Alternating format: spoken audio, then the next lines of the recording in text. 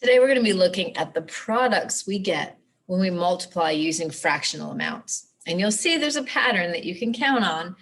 But to start off with, let's talk about these two fractional amounts. Which one of those represents less than a whole and which represents more than a whole?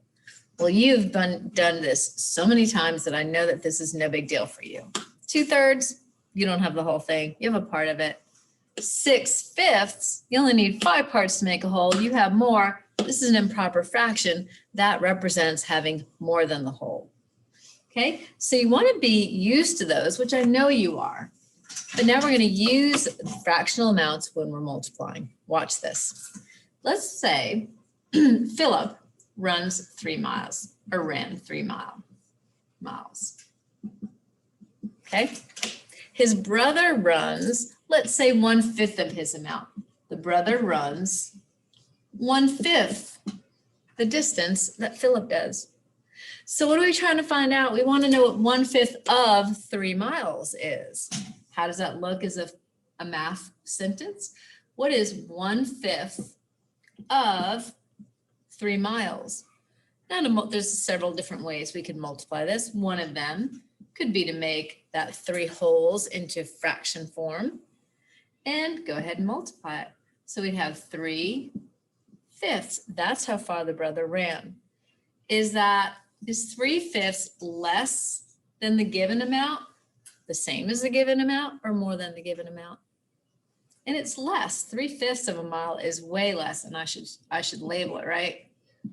3/5 of a mile is definitely less than 3 miles.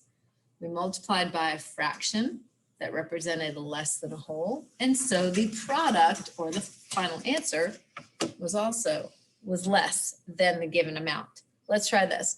What if Philip ran, and I'm just going to do P for Philip, okay? What if Philip ran 1/2 a mile and his brother ran 1/5? And the brother ran 1/5 of that amount. How would we set this up as a math problem or a multiplication problem? We want to know what 1/5 of the given amount is. So I want to know what 1/5 of 1/2 is. Let's see what it is. 1 times 1 is 1. 1/10. And remember, these are miles. So Philip ran 1/2 of a mile and his brother ran 1/5 of his amount. His brother ran 1/10 of a mile. Is 1/10 less or more than the given amount? Well, it's less. It's a part of the brother's amount is part of Philip's amount. That's why you have an even smaller part. Less. He ran a shorter distance. Let's try a couple more. Let's try Philip ran 3 miles and his brother ran 5/4 of his amount. 5/4 of his amount. We're trying to figure out what is 5/4 of 3 miles. How would that look as a multiplication problem? What's 5/4 of 3 miles? And I'm going to just convert that into its 3 wholes into its fractional form, just to make it easier for me to go ahead and multiply. 15/4. Okay, how far would that be? How many groups of 4 are in 15? Well, 4 times 3 is 12, and there'd be 3 parts left in their fourths. So the brother ended up running 3 3/4 miles. Is that more or less than the given amount? It's more, because the fraction that we multiplied it by was greater than 1/2. So the product is going to be greater than the given amount.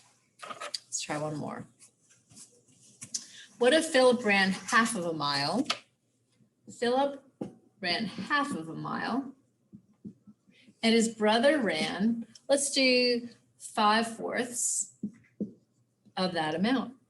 Did the brother run further or shorter distance than Philip?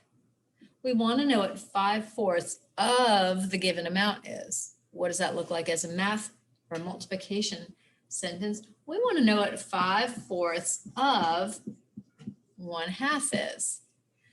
So let's see, 5/8 of a mile. Okay, is that amount less or more than the given amount? And if you remember your comparing skills, you'll get this like that in no time at all. 4/8 would be half, right? So 5/8 is more than half of a mile. So look at those patterns. Keep in mind when you're reading the word problem, what is the given amount? And what am I trying to find? What fraction of amount am I trying to find of the given amount? Hearing yourself say the word of is going to help you set up your problem. And then once you get your answer, analyze it. Compare it back to the given amount. And you'll see that that pattern works every single time.